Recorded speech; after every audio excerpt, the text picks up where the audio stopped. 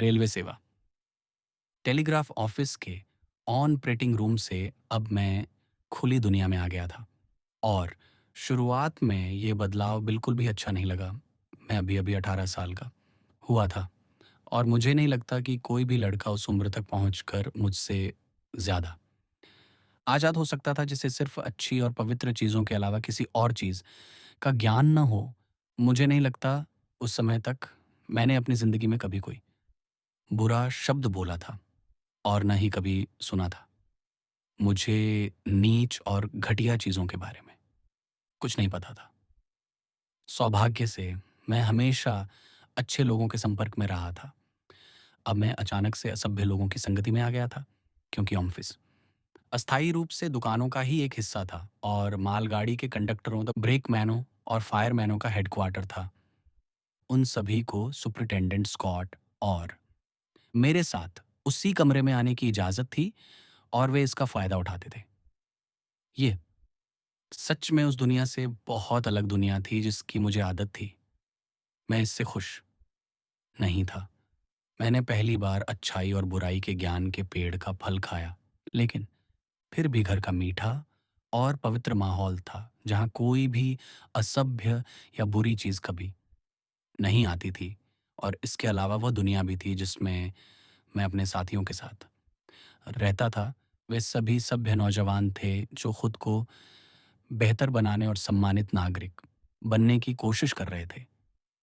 मैंने अपनी ज़िंदगी के इस दौर से गुज़रा जो मेरी प्रकृति और मेरी शुरुआती शिक्षा के विपरीत था, उससे नफ़रत करते हुए। असभ्य लोगों के साथ अनुभव शायद फ़ायदेमंद था क्योंकि इसने मुझे तंबाकू चबाने या सिगरेट पीने से हाइट नफ़रत दिलाई। स्कॉटिश शब्द का इस्तेमाल करें तो साथ ही गाली देने या गलत भाषा का इस्तेमाल करने से भी, जो सौभाग्य से पूरी ज़िंदगी मेरे साथ रहा। मैं यह नहीं कहना चाहता कि जिन लोगों के बारे में मैंने बात की है वे सच में गिरे हुए या बुरे चरित्र के थे। गाली देने, असभ्य बातें करने, तंबाकू चबाने और सिगरेट पीने और नस्वार लेने की आदतें उस समय आज की तुलना में ज़्यादा आम थीं और इस युग की तुलना में उनका मतलब कम था। रेल रोडिंग नई थी और नदी सेवा से कई असभ्य चरित्र इसके प्रति आकर्षित हुए थे, लेकिन उनमें से कई आदमी अच्छे नौजवान थे, जो बड़े होकर बहुत इज़्ज़तदार नागरिक बने और ज़िम्मेदार पदों पर पहुँचे और मुझे कहना चाहिए कि वे सभी मेरे प्रति बहुत दयालु थे। उनमें से कई अभी भी जीवित हैं जिनसे मैं कभी-कभी बात करता हूँ और उन्हें प्यार से याद करता हूँ।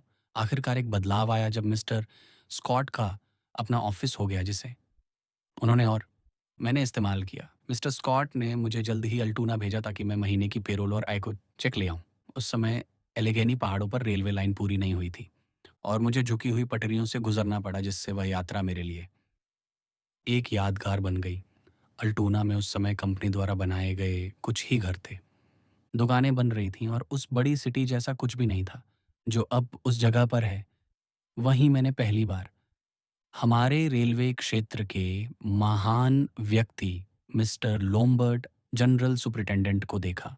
उस समय उनके सेक्रेटरी मेरे दोस्त रॉबर्ट पिटकेर्न थे, जिनके लिए मैंने रेलवे में एक नौकरी दिलवाई थी ताकि डेवी, बॉब और एंडी अभी भी एक ही सर्विस में साथ थे। हम सभी टेलीग्राफ कंपनी छोड़कर पेंसिल्वेनिया रेल रोड कंपनी में आ गए थे। मिस्टर लोम्बर्ट मिस्टर स्कॉट से बहुत अलग थे। वे मिलनसार नहीं थे बल्कि काफ़ी सख्त और अड़ियल थे। तो रॉबर्ट के आश्चर्य और मेरे अपने आश्चर्य का अंदाज़ा लगाइए जब मुझसे कुछ शब्द कहने के बाद मिस्टर लोम्बर्ट ने कहा, तुम्हें आज रात हमारे साथ चाय पीने आना चाहिए। मैंने हकलाते हुए कुछ हाँ कहा और तय समय का बड़े डर के साथ इंतज़ार किया। इस समय तक मैंने उस निमंत्रण को सबसे बड़ा सम्मान माना जो मुझे मिला था। मिसेस लॉम्बर्ट बहुत दयालु थीं और मिस्टर लॉम्बर्ट ने मुझसे उनका परिचय इस तरह कराया। यह मिस्टर स्कॉट के एनडी हैं। मुझे सच में बहुत गर्व हुआ कि मुझे मिस्टर स्कॉट से जुड़ा हुआ माना गया। इस यात्रा के दौरान एक घटना हुई जिसने कुछ समय के लिए मेरे करियर को ख़त्म कर दिया होता। अगली सुबह मैं पेरोल और चेक लेकर पिट्सबर्ग के लिए निकल पड़ा। जैसा कि मैंने सोचा था, उन्हें अपनी वेस्टकोट के नीचे सुरक्षित रख लिया था, क्योंकि वह मेरे जेबों के लिए बहुत बड़ा पैकेज था। उस समय मैं रेलवे का बहुत उत्साही कर्मचारी था और इंजन पर सफ़र करना पसंद करता था।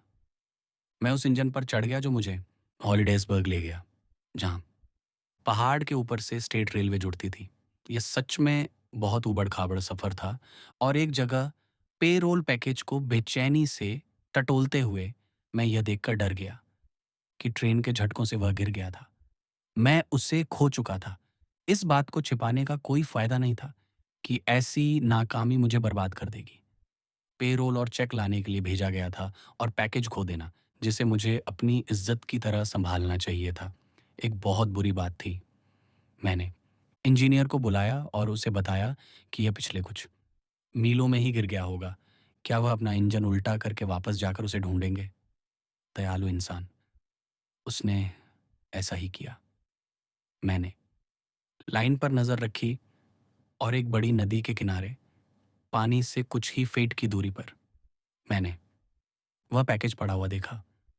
मुझे अपनी आंखों पर मुश्किल से विश्वास हुआ। मैं नीचे भागा और उसे पकड़ लिया। सब ठीक था। क्या मुझे यह बताने की ज़रूरत है कि जब तक वह पिट्सबर्ग में सुरक्षित नहीं पहुंच गया, तब तक वह मेरी मजबूत पकड़ से कभी बाहर नहीं निकला? इंजीनियर और फायरमैन ही एकमात्र ऐसे व्यक्ति थे जिन्हें मेरी लापरवाही के बारे में पता था और मुझे उनका आश्वासन था कि यह बात किसी को नहीं बताई जाएगी। घटना के बहुत बाद मैंने यह कहानी बताने की हिम्मत की। मान लीजिए कि वह पैकेट कुछ फीट और दूर गिर जाता और धारा में बह जाता, तो उस एक लापरवाही के असर को मिटाने के लिए मुझे कितने सालों की वफादार सेवा करनी पड़ती।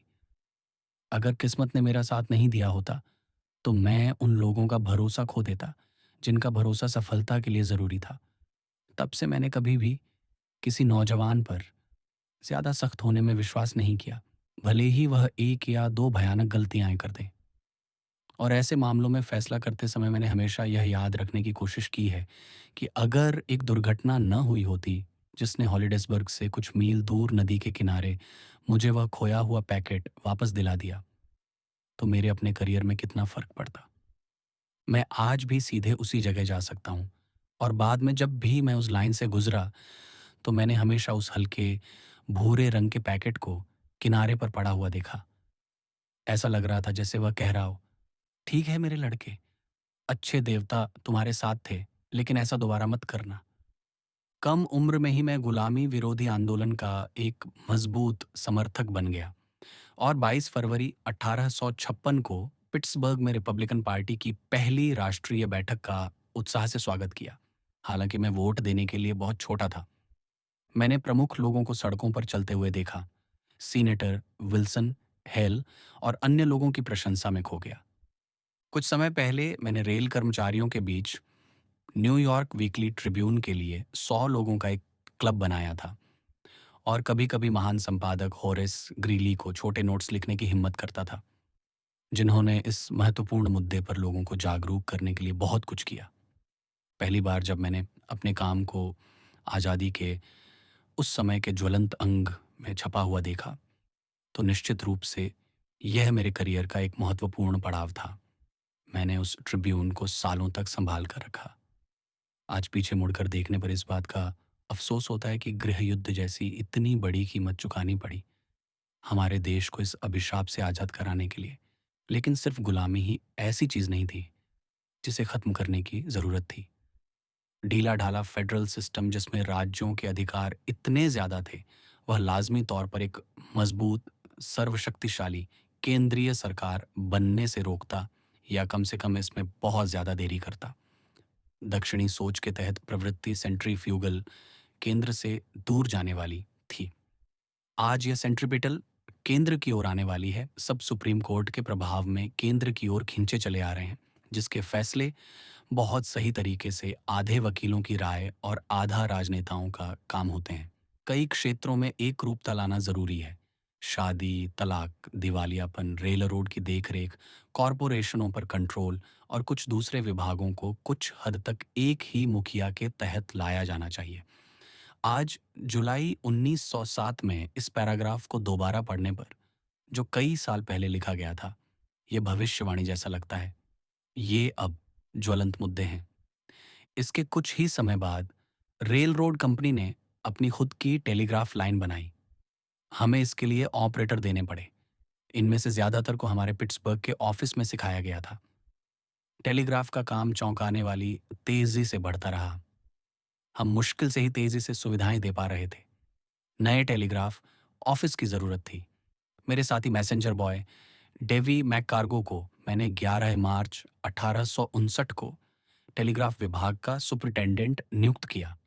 मुझे बताया गया है कि डेवी और मुझे यह श्रेय जाता है कि हमने संयुक्त राज्य अमेरिका में रेल रोड पर या शायद किसी भी शाखा में युवा महिलाओं को टेलीग्राफ ऑपरेटर के तौर पर सबसे पहले नौकरी दी। कुल मिलाकर हमने लड़कियों को अलग-अलग ऑफिस में ट्रेनी के तौर पर रखा, सिखाया और फिर ज़रूरत के हिसाब से उन्हें ऑफिस का इंचार्ज बनाया। इनमें से पहली मेरी चचेरी बहन, मिस मारिया होगन थी। वह पिट्सबर्ग के फरेट स्टेशन पर ऑपरेटर थी और उसके साथ लगातार ट्रेनी रखे जाते थे। उसका ऑफिस एक स्कूल बन गया था। हमारा अनुभव यह था कि युवा महिला ऑपरेटरों पर युवा पुरुषों की तुलना में ज़्यादा भरोसा किया जा सकता था। महिलाओं द्वारा अपनाए गए सभी नए पेशों में से मुझे टेलीग्राफ ऑपरेटर के पेशे से बेहतर कोई और पेशा उनके लिए उपयुक्त नहीं लगता। मिस्टर स्कॉट सबसे अच्छे बॉस में से एक थे, जो किसी को भी मिल सकते थे और मैं जल्द ही उनसे बहुत घुल-मिल गया। वो मेरे महान आदमी थे और युवाओं में जो हीरो, पूजा की भावना होती है, वह सब मैंने उन पर बरसा दी। मैंने जल्द ही कल्पना में उन्हें महान पेंसिल्वेनिया रेल रोड के प्रेसिडेंसी पद पर बिठाना शुरू कर दिया। एक ऐसा पद जो उन्होंने बाद में हासिल किया, उनके अंडर मैंने धीरे-धीरे ऐसे काम किए जो मेरे डिपार्टमेंट से सीधे तौर पर जुड़े नहीं थे और मैं अपनी पक्की तरक्की का श्रेय एक अच्छी तरह से याद की जाने वाली घटना को दे सकता हूँ। रेलवे एक सिंगल लाइन थी। ट्रेनों को अक्सर टेलीग्राफ ऑर्डर देना ज़रूरी हो जाता था। हालांकि उस समय ट्रेनों को टेलीग्राफ से चलाना रेगुलर प्रैक्टिस नहीं थी। पेंसिल्वेनिया सिस्टम के किसी भी हिस्से पर, या सच कहूँ तो उस समय किसी भी दूसरे सिस्टम पर सुपरिटेंडेंट के अलावा किसी और को ट्रेन ऑर्डर देने की इजाज़त नहीं थी। उस समय टेलीग्राफिक ऑर्डर देना एक खतरनाक काम था, क्योंकि रेलवे मैनेजमेंट का पूरा सिस्टम अभी अपनी शुरुआती स्टेज में था और लोगों को इसके लिए अभी तक ट्रेनिंग नहीं दी गई थी। मिस्टर स्कॉट को लाइन साफ करवाने की देखरेख करने के लिए रात रात भर ब्रेकडाउन या हादसों वाली जगहों पर जाना पड़ता था। इस वजह से वह कई सुबह ऑफिस से गैर मौजूद रहते थे। एक सुबह मैं ऑफिस पहुंचा और देखा कि ईस्टर्न डिवीजन में एक गंभीर दुर्घटना के कारण पश्चिम की ओर जाने वाली एक्सप्रेस पैसेंजर ट्रेन लेट हो गई थी और पूर्व की ओर जाने वाली पैसेंजर ट्रेन हर मोड़ पर एक झंडा दिखाने वाले आदमी के साथ आगे बढ़ रही थी। दोनों दिशाओं में मालगाड़ियां साइडिंग पर खड़ी थीं। मिस्टर स्कॉट कहीं नहीं मिल रहे थे। आखिरकार मैं खुद को रोक नहीं पाया और जिम्मेदारी लेकर ट्रेन ऑन ऑर्डर देने और सब कुछ शुरू करने का फैसला किया। मेरे मन में मौत या वेस्टमिंस्टर एबे का ख्याल आया। मुझे पता था कि अगर मैंने गलती की तो मुझे नौकरी से निकाल दिया जाएगा, बदनामी होगी, शायद आपराधिक सज़ा भी मिलेगी। दूसरी ओर मैं उन थके हुए मालगाड़ी के कर्मचारियों को वापस ला सकता था जो पूरी रात बाहर रहे थे। मैं सब कुछ फिर से शुरू कर सकता था। मुझे पता था कि मैं कर सकता हूँ। मैंने मिस्टर स्कॉट के ऑर्डर तार से भेजते समय अक्सर ऐसा किया था। मुझे पता था कि क्या करना है और इसलिए मैंने शुरू किया। मैंने उनके नाम से ऑर्डर दिए हर ट्रेन को शुरू किया। इंस्ट्रूमेंट के पास बैठकर हर टिक पर नज़र रखी। ट्रेनों को एक स्टेशन से दूसरे स्टेशन तक पहुंचाया। अतिरिक्त सावधानी बरती और जब मिस्टर स्कॉट आखिरकार ऑफिस पहुंचे तो सब कुछ ठीक से चल रहा था। उन्होंने देरी के बारे में सुन लिया था। उनके पहले शब्द थे, अच्छा, क्या हाल है? वह जल्दी से मेरे पास आए, अपनी पेंसिल पकड़ी और अपने ऑर्डर लिखने लगे। तब मुझे बोलना पड़ा और मैंने डरते-डरते कहा, मिस्टर स्कॉट, मुझे आप कहीं नहीं मिले और मैंने आज सुबह आपके नाम से ये ऑन ऑर्डर दिए। क्या वे सब ठीक चल रहे हैं? ईस्टर्न एक्सप्रेस कहाँ है? मैंने उन्हें मैसेज दिखाए और उन्हें लाइन पर हर ट्रेन की स्थिति बताई। मालगाड़ियाँ, गिट्टी वाली ट्रेनें, सब कुछ। उन्हें अलग-अलग कंडक्टरों के जवाब दिखाए, उन स्टेशनों की लेटेस्ट रिपोर्ट दिखाई जहाँ से अलग-अलग ट्रेनें गुजरी थीं। सब ठीक था। उसने 1 सेकंड के लिए मेरे चेहरे की तरफ देखा। मैंने मुश्किल से ही उसकी तरफ देखने की हिम्मत की। मुझे नहीं पता था कि क्या होने वाला है। उसने एक शब्द भी नहीं कहा, लेकिन फिर से जो कुछ हुआ था, उसे ध्यान से देखा। फिर भी उसने कुछ नहीं कहा। थोड़ी देर बाद वह मेरे डेस्क से अपने डेस्क पर चला गया और बात वहीं खत्म हो गई। वह मेरे किए हुए काम को मंजूरी देने से डर रहा था। फिर भी उसने मुझे डाँटा नहीं था। अगर सब ठीक हो जाता तो सब ठीक था। अगर सब गलत हो जाता तो ज़िम्मेदारी मेरी होती। बात ऐसी ही थी, लेकिन मैंने देखा कि उसके बाद कुछ सुबह वह बहुत रेगुलर और सही समय पर आता था। बेशक मैंने इस बारे में किसी से बात नहीं की। ट्रेन के किसी भी आदमी को नहीं पता था कि मिस्टर स्कॉट ने खुद ऑर्डर नहीं दिए थे।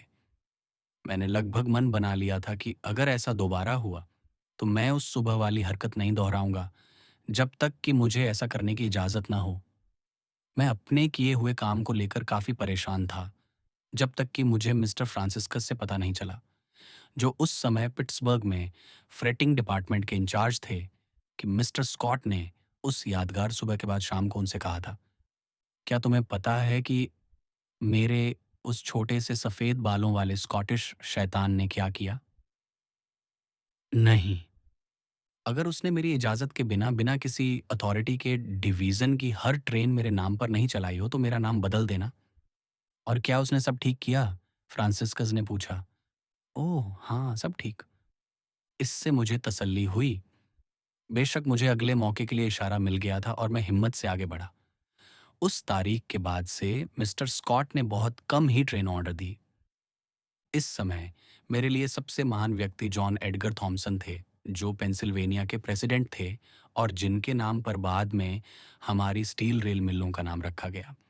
वह जनरल ग्रांट के बाद सबसे कम बोलने वाले और शांत स्वभाव के व्यक्ति थे, जिन्हें मैं जानता था। हालांकि जनरल ग्रांट घर पर दोस्तों के साथ ज़्यादा बात करते थे। जब वह पिट्सबर्ग में अपनी रेगुलर विजिट पर आते थे, तो ऐसे चलते थे जैसे उन्हें कोई दिख ही नहीं रहा हो।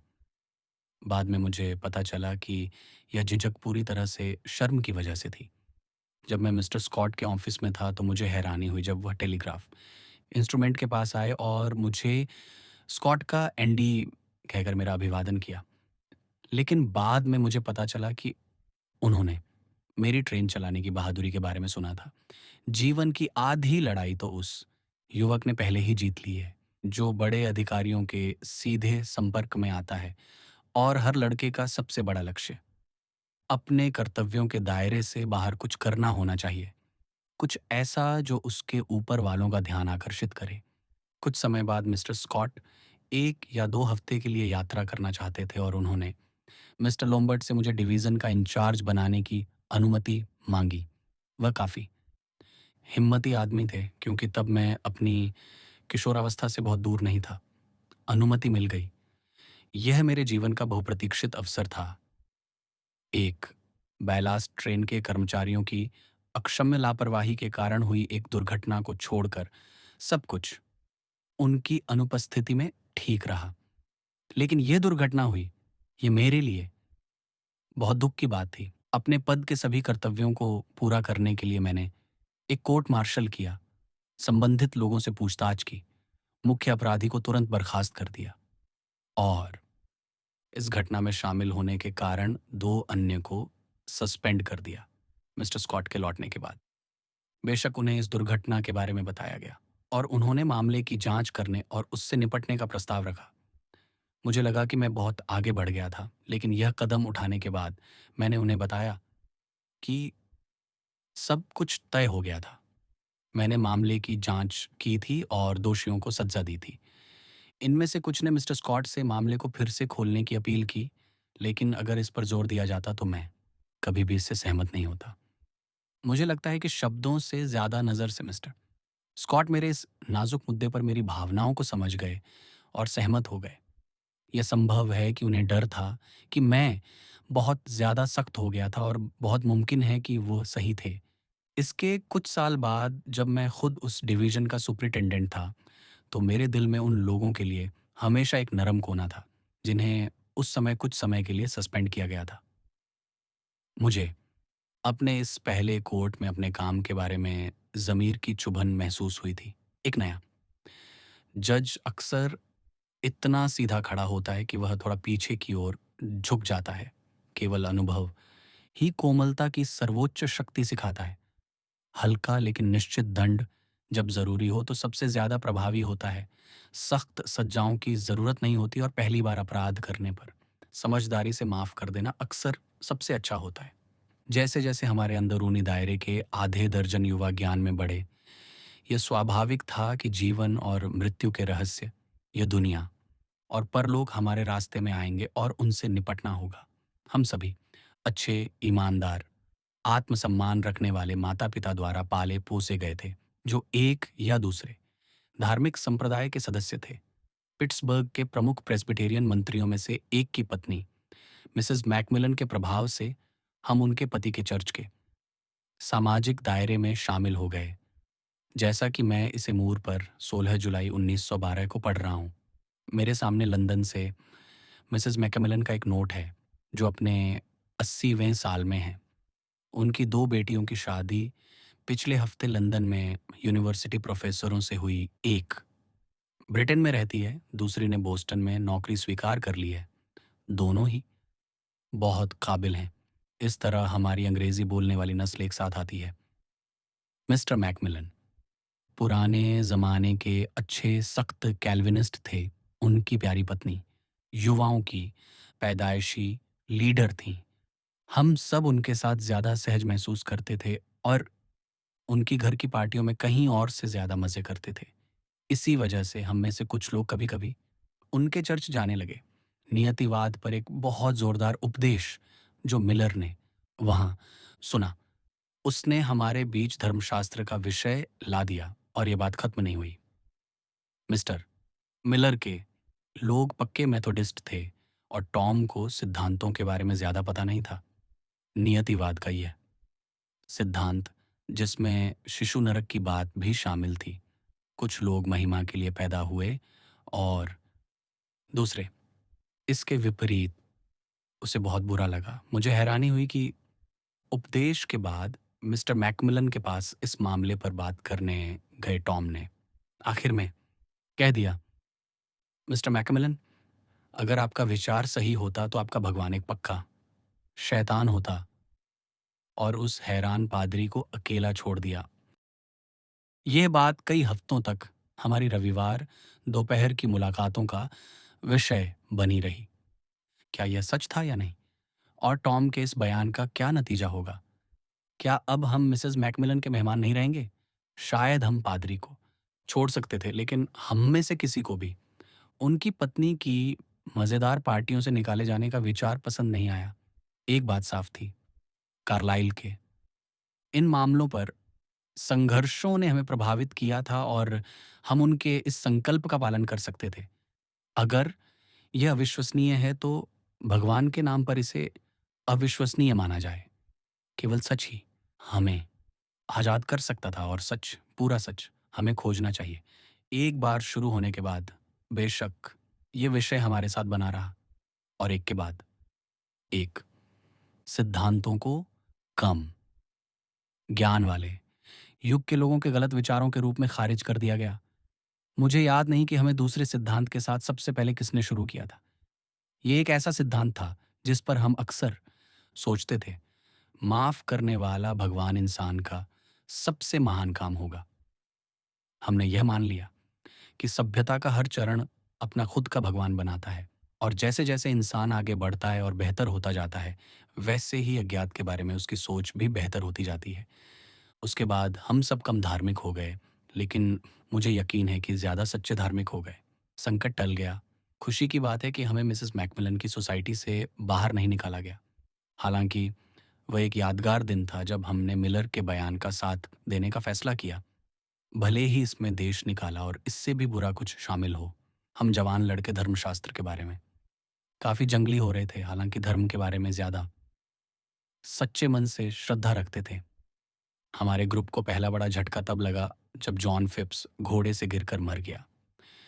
ये हम सभी के लिए बहुत दुखद था, फिर भी मुझे याद है कि मैं तब खुद से कह सकता था, जॉन मानो अभी-अभी इंग्लैंड अपने घर गया है जहाँ वह पैदा हुआ था।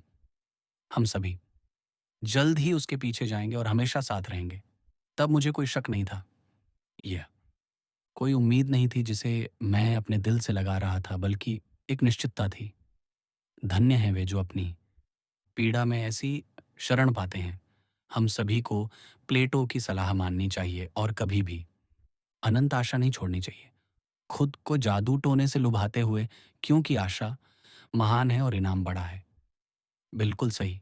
हमें दूसरी दुनिया में ले जाने वाला कोई बड़ा चमत्कार नहीं होगा कि हम अपने सबसे प्यारे लोगों के साथ हमेशा रहें, जैसा कि हमें इस दुनिया में उनके साथ जीवन भर रहने के लिए लाया गया है।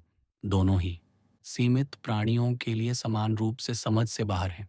इसलिए आइए हम खुद को अनंत आशा से सांत्वना दें, जादू टोने की तरह, जैसा कि प्लेटो सलाह देता है। हालांकि यह कभी न भूलें कि हम सभी के यहाँ अपने कर्तव्य हैं और स्वर्ग का राज्य हमारे अंदर है। ये भी हमारे लिए एक सिद्धांत बन गया था कि जो ये कहता है कि कोई परलोक नहीं है, वह उतना ही मूर्ख है जितना कि वह जो कहता है कि है, क्योंकि कोई भी नहीं जान सकता। हालांकि सभी उम्मीद कर सकते हैं और करनी चाहिए। इस बीच स्वर्ग हमारा घर के बजाय घर हमारा स्वर्ग हमारा आदर्श वाक्य था। इन वर्षों के दौरान जिनके बारे में मैं लिख रहा हूँ, परिवार की आर्थिक स्थिति लगातार सुधर रही थी। मेरे $35 प्रति माह बढ़कर 40 हो गए थे। श्री स्कॉट ने बिना मांगे ही यह बढ़ोतरी की थी। हर महीने आदमियों को पैसे देना मेरे काम का हिस्सा था। हम बैंक के चेक इस्तेमाल करते थे और मैं अपनी सैलरी हमेशा 2 $20 के सोने के सिक्कों में लेता था। वे मुझे दुनिया की सबसे खूबसूरत कलाकृतियां लगते थे। परिवार की मीटिंग में यह तय हुआ कि हम वह प्लॉट और उस पर बने 2 छोटे फ्रेम वाले घर खरीद सकते हैं, जिनमें से एक में हम रहते थे और दूसरा 4 कमरों वाला घर, जिसमें तब तक मेरे अंकल और आंटी होगन रहते थे, जो कहीं और चले गए थे। ये मेरी प्यारी आंटी एटकेन की मदद से ही हुआ था कि हमें बुनकर की दुकान के ऊपर छोटे से घर में जगह मिली थी और अब हमारी बारी थी कि हम उनसे वापस उसी घर में आने के लिए कहें, जो पहले उनका अपना था। इसी तरह जब हमने 4 कमरों वाले घर में रहना शुरू किया, अंकल होगन के गुजर जाने के बाद में हम आंटी होगन को उनके पुराने घर में वापस ला पाए जब हम अल्टोना चले गए। खरीदते $700 थी। तब संघर्ष अर्धवार्षिक ब्याज की किश्तें चुकाने और मूलधन का जितना हो सके उतना बचाने का था। ज्यादा समय नहीं लगा और कर्ज चुक गया और हम संपत्ति के मालिक बन गए। लेकिन इससे पहले कि यह पूरा होता, हमारे परिवार में पहला दुखद हादसा हुआ। मेरे पिता की मृत्यु 2 अक्टूबर 1855 को। सौभाग्य से बाकी 3 सदस्यों के लिए जीवन के कर्तव्य बहुत जरूरी थे। दुख और कर्तव्य में मुकाबला था और हमें काम करना पड़ा। उनकी बीमारी से जुड़े खर्चों को बचाना और चुकाना था और हमारे पास इस समय तक ज्यादा बचत नहीं थी। और यहीं हमारे अमेरिका में शुरुआती जीवन की एक प्यारी घटना आती है। हमारे छोटे स्वीडनबोर्गियन समाज के मुख्य सदस्य श्री डेविड मैककैंडलेस थे। उन्होंने मेरे पिता और माता पर थोड़ा ध्यान दिया था, लेकिन रविवार को चर्च में कुछ बातों के अलावा मुझे याद नहीं है कि वे कभी करीब से मिले हों। हालांकि वह आंटी एटकेन को अच्छी तरह जानते थे और अब उन्होंने उन्हें बुलवाया और कहा कि अगर मेरी माँ को इस दुखद समय में किसी पैसे की मदद की ज़रूरत है, तो वह जो भी ज़रूरी होगा देने में बहुत खुश होंगे। उन्होंने मेरी बहादुर माँ के बारे में बहुत कुछ सुना था और वह काफ़ी था। जब मदद की ज़रूरत नहीं रह जाती या जब कोई ऐसी स्थिति में होता है जिससे वह शायद एहसान चुका सके, तो इतनी तरह की मदद की पेशकश मिलती है कि बिना किसी स्वार्थ के की गई भलाई के काम को रिकॉर्ड करना बहुत अच्छा लगता है। यहाँ एक गरीब स्कॉटिश औरत थी जिसके पति की मौत हो गई थी। उसका सबसे बड़ा बेटा अभी-अभी काम शुरू कर रहा था और दूसरा बेटा अपनी शुरुआती किशोरावस्था में था, जिसकी मुसीबतों ने इस आदमी को प्रभावित किया और जिसने बहुत ही अच्छे तरीके से उन्हें कम करने की कोशिश की। हालांकि मेरी माँ दी गई मदद को मना कर पाईं, यह कहने की ज़रूरत नहीं है कि मिस्टर मैककैंडलेस ने हमारे दिलों में अपने लिए एक खास जगह बना ली। मैं इस बात पर पक्का विश्वास करता हूँ कि जो लोग अपने करियर के मुश्किल समय में ज़रूरी मदद के हकदार होते हैं, उन्हें आमतौर पर वह मिल जाती है। दुनिया में बहुत से शानदार स्वभाव के लोग हैं, पुरुष और महिलाएं जो न केवल मदद करने को तैयार हैं, बल्कि उन लोगों की मदद करने के लिए उत्सुक भी हैं, जिन्हें वे लायक समझते हैं। आम तौर पर जो लोग खुद की मदद करने की इच्छा दिखाते हैं, उन्हें दूसरों की मदद मिलने के बारे में डरने की ज़रूरत नहीं होती। पिताजी की मौत के बाद मेरे ऊपर पहले से कहीं ज़्यादा मामलों का मैनेजमेंट आ गया। माँ जूते सिलती रहीं, टॉम रोज़ पब्लिक स्कूल जाता रहा और मैं मिस्टर स्कॉट के साथ रेलवे कंपनी में काम करता रहा। ठीक इसी समय फॉर्चुनेटस ने हमारे दरवाजे पर दस्तक दी। मिस्टर स्कॉट ने मुझसे पूछा कि क्या मेरे पास $500 हैं। अगर हाँ, तो उन्होंने कहा कि वह मेरे लिए एक इन्वेस्टमेंट करना चाहते हैं। 500 सेंट मेरे कैपिटल के ज़्यादा करीब थे। मेरे पास इन्वेस्टमेंट के लिए निश्चित रूप से $50 भी बचाकर नहीं रखे थे, लेकिन मैं अपने लीडर और महान आदमी के साथ फाइनेंशियली जुड़ने का मौका नहीं छोड़ना चाहता था। इसलिए मैंने हिम्मत करके कहा कि मुझे लगता है कि मैं वह रकम मैनेज कर सकता हूँ। फिर उन्होंने मुझे बताया कि एडम्स एक्सप्रेस के 10 शेयर थे जो वह खरीद सकते थे, जो विल्किंसबर्ग के एक स्टेशन एजेंट मिस्टर रेनॉल्ड्स के थे। बेशक उस शाम यह बात परिवार के मुखिया को बताई गई और उन्होंने जल्द ही सुझाव दिया कि क्या किया जा सकता है। वह कभी फेल हुई हैं भला? हमने तब तक घर के लिए $500 दे दिए थे और किसी तरह उन्हें लगा कि इसे लोन के लिए सिक्योरिटी के तौर पर गिरवी रखा जा सकता है। मेरी माँ अगली सुबह ईस्ट लिवरपूल के लिए स्टीमर से गईं, रात में पहुंची और वहां अपने भाई के जरिए पैसे का इंतजाम किया। वह justice of the peace थे, उस समय के छोटे से शहर के एक जाने माने निवासी थे और उनके पास किसानों से इन्वेस्टमेंट के लिए बहुत सारी रकम थी। हमारा घर गिरवी रखा गया और माँ $500 वापस लाएं जो मैंने मिस्टर स्कॉट को दे दिए, जिन्होंने जल्द ही बदले में मुझे वे 10 शेयर दिला दिए। अप्रत्याशित रूप से प्रीमियम के तौर पर $100 और देने थे, लेकिन मिस्टर स्कॉट ने दयालुता से कहा कि मैं वह तब दे सकता हूं जब सुविधा हो, और यह बेशक एक आसान काम था। यह मेरा पहला इन्वेस्टमेंट था, उन अच्छे पुराने दिनों में मंथली डिविडेंड अब से ज़्यादा मिलते थे और एडम्स एक्सप्रेस हर महीने डिविडेंड देती थी। एक सुबह मेरे डेस्क पर एक सफ़ेद लिफाफा पड़ा था जिस पर बड़े-बड़े अक्षरों में एंड्रयू कार्नेगी एस्क्वायर लिखा था। एस्क्वायर शब्द सुनकर लड़के और मैं बहुत खुश हुए। एक कोने पर एडम्स एक्सप्रेस कंपनी की गोल मुहर लगी थी। मैंने लिफाफा खोला, उसमें सिर्फ $10 का एक चेक था जो न्यूयॉर्क के गोल्ड एक्सचेंज बैंक का था। मैं उस चेक को जब तक जिंदा रहूंगा याद रखूंगा और उस जॉन हैनकॉक के सिग्नेचर को भी। जेसी बैबकॉक, कैशियर। इससे मुझे कैपिटल से पहली कमाई मिली, कुछ ऐसा जिसके लिए मैंने पसीना बहाकर मेहनत नहीं की थी। यूरेका! मैं चिल्लाया। ये वही हंस है जो सोने के अंडे देता है। हमारी पार्टी का रिवाज था कि हम रविवार की दोपहर जंगल में बिताते थे।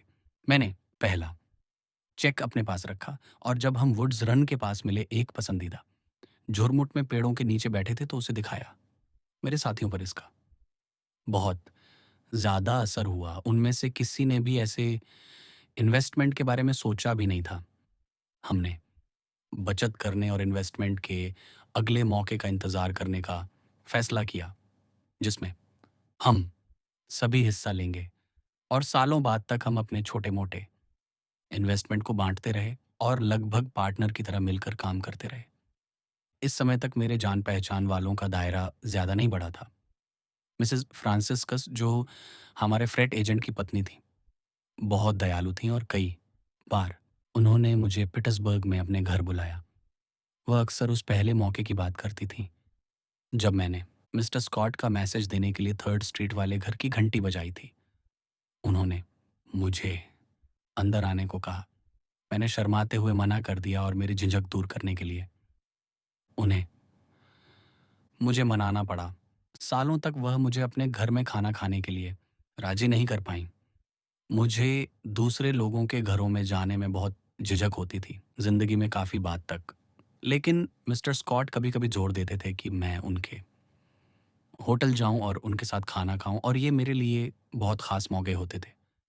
मिस्टर फ्रांसिस्कस का घर मिस्टर लॉम्बर्ट के अल्टूना वाले घर को छोड़कर पहला बड़ा घर था जिसमें मैं कभी गया था, जहाँ तक मुझे याद है। मेरी नज़र में हर घर फैशनेबल था जो किसी भी मुख्य सड़क पर होता था। बशर्ते उसमें हॉल का एंट्रेंस हो। मैंने अपनी ज़िंदगी में कभी किसी अनजान घर में रात नहीं बिताई थी, जब तक कि ग्रीन्सबर्ग के मिस्टर स्टोक्स, जो पेंसिल्वेनिया रेलरोड के चीफ काउंसिल थे, ने मुझे रविवार बिताने के लिए अपने देश के खूबसूरत घर में इनवाइट नहीं किया। ये मिस्टर स्टोक्स के लिए एक अजीब बात थी, क्योंकि मैं उनके जैसे शानदार और पढ़े-लिखे आदमी को ज़्यादा इंटरेस्ट नहीं दे सकता था। मुझे यह सम्मान मिलने का कारण एक कम्युनिकेशन था, जो मैंने पिट्सबर्ग जर्नल के लिए लिखा था। अपनी टीनेज में भी मैं प्रेस के लिए लिखता था। एडिटर बनना मेरी महत्वाकांक्षाओं में से एक था। हॉरेस ग्रीले और ट्रिब्यून इंसानी जीत का मेरा आदर्श थे। अजीब बात है कि एक दिन ऐसा आया जब मैं ट्रिब्यून खरीद सकता था, लेकिन तब तक मोती अपनी चमक खो चुका था। हमारे हवाई किले अक्सर जिंदगी में देर से हमारे हाथ लगते हैं, लेकिन तब वे आकर्षित नहीं करते। मेरे आर्टिकल का विषय पेंसिल्वेनिया रेल रोड कंपनी के प्रति शहर का रवैया था। इस पर गुमनाम साइन थे और मुझे यह देखकर हैरानी हुई कि इसे जर्नल के कॉलम में एक खास जगह मिली, जिसका मालिकाना हक और एडिटिंग रॉबर्ट एम रिडल करते थे। मैंने ऑपरेटर के तौर पर मिस्टर स्कॉट को एड्रेस किया हुआ और मिस्टर स्टॉक्स द्वारा साइन किया हुआ एक टेलीग्राम रिसीव किया, जिसमें उनसे मिस्टर रिडल से यह पता लगाने के लिए कहा गया था कि उस कम्युनिकेशन का लेखक कौन था। मुझे पता था कि मिस्टर रिडल लेखक का नाम नहीं बता सकते, क्योंकि वे उसे नहीं जानते थे, लेकिन साथ ही मुझे डर था कि अगर मिस्टर स्कॉट उनसे मिलेंगे तो वे उन्हें मैन्युस्क्रिप्ट दे देंगे, जिसे मिस्टर स्कॉट निश्चित रूप से एक नज़र में पहचान लेंगे। इसलिए मैंने मिस्टर स्कॉट को सब सच बता दिया और उन्हें बताया कि मैं ही लेखक हूँ। उन्हें यकीन नहीं हुआ। उन्होंने कहा कि उन्होंने वह सुबह पढ़ा था और सोच रहे थे कि इसे किसने लिखा है। उनकी अविश्वास भरी नज़र मुझसे छिपी नहीं रही। कलम मेरे लिए एक हथियार बनती जा रही थी। मिस्टर स्टॉक्स का मुझे उनके साथ रविवार बिताने का न्योता जल्द ही आ गया, और वह मुलाकात मेरी ज़िंदगी के यादगार पलों में से एक है। इसके बाद हम बहुत अच्छे दोस्त बन गए। मिस्टर स्टॉक्स के घर की शान शौकत ने मुझे प्रभावित किया, लेकिन उसकी एक चीज़, जो बाकी सब पर भारी पड़ी, वह उनकी लाइब्रेरी में संगमरमर का मेंटल पीस था। मेहराब के बीच में संगमरमर पर खुदी हुई एक खुली किताब थी, जिस पर यह लिखा था, जो तर्क नहीं कर सकता वह मूर्ख है, जो नहीं करेगा वह कट्टर है, जो हिम्मत नहीं करता वह गुलाम है। इन महान शब्दों ने मुझे रोमांचित कर दिया। मैंने खुद से कहा, किसी दिन मेरे पास एक लाइब्रेरी होगी। यह भविष्य की सोच थी, और ये शब्द यहाँ की तरह ही मेंटल पीस की शोभा बढ़ाएंगे। और आज न्यूयॉर्क और स्किबो में ऐसा ही है। एक और रविवार जो मैंने कई सालों के अंतराल के बाद उनके घर बिताया, वह भी यादगार था। तब मैं पेंसिल्वेनिया रेल रोड के पिट्सबर्ग डिवीज़न का सुपरिटेंडेंट बन गया था। दक्षिण अलग हो गया था। मैं झंडे के लिए पूरी तरह जोश में था। मिस्टर स्टॉक्स, जो एक प्रमुख डेमोक्रेट थे, ने यूनियन को बचाने के लिए उत्तम बोध द्वारा बल प्रयोग करने के अधिकार के खिलाफ तर्क दिया। उन्होंने ऐसी भावनाएं व्यक्त की जिससे मेरा खुद पर से कंट्रोल खत्म हो गया, और मैं चिल्लाया, मिस्टर स्टोक्स, हम 6 हफ्ते से भी कम समय में आप जैसे लोगों को फांसी देंगे। जब मैं लिख रहा हूं तो मुझे उनकी हंसी और बगल वाले कमरे में अपनी पत्नी को बुलाते हुए उनकी आवाज़ सुनाई दे रही है। नैन्सी, नैन्सी, इस जवान स्कॉटिश शैतान की बात सुनो। ये कहता है कि वे 6 हफ्ते से भी कम समय में मुझ जैसे लोगों को फांसी देंगे। उन दिनों अजीब अजीब घटनाएं हुई। कुछ समय बाद वही मिस्टर स्टोक्स वॉशिंगटन में मेरे पास आए और मुझसे वॉलंटियर फोर्स में मेजर का कमीशन दिलाने में मदद करने के लिए कहा। मैं उस समय युद्ध सचिव के ऑफिस में था। सरकार के लिए मिलिट्री, रेलवे और टेलीग्राफ को मैनेज करने में मदद कर रहा था। ये अपॉइंटमेंट उन्हें मिल गया और उसके बाद वे मेजर स्टॉक्स बन गए, इसलिए जिस आदमी को यूनियन के लिए लड़ने के उत्तर के अधिकार पर शक था, उसने खुद अच्छे काम के लिए तलवार उठाई। शुरुआत में लोगों ने संवैधानिक अधिकारों के बारे में बहस की और थ्योरी दी। जब झंडे पर गोली चलाई गई तो दुनिया में सब कुछ बदल गया। एक ही पल में सब कुछ आग की लपटों में घिर गया। कागजी संविधान भी शामिल थे, यूनियन और ओल्ड ग्लोरी। बस लोगों को इसी की परवाह थी, लेकिन यह काफ़ी था। संविधान का मकसद एक झंडा सुनिश्चित करना था और जैसा कि कर्नल इंगरसोल ने ऐलान किया, अमेरिकी महाद्वीप पर 2 झंडे फहराने के लिए काफ़ी हवा नहीं थी।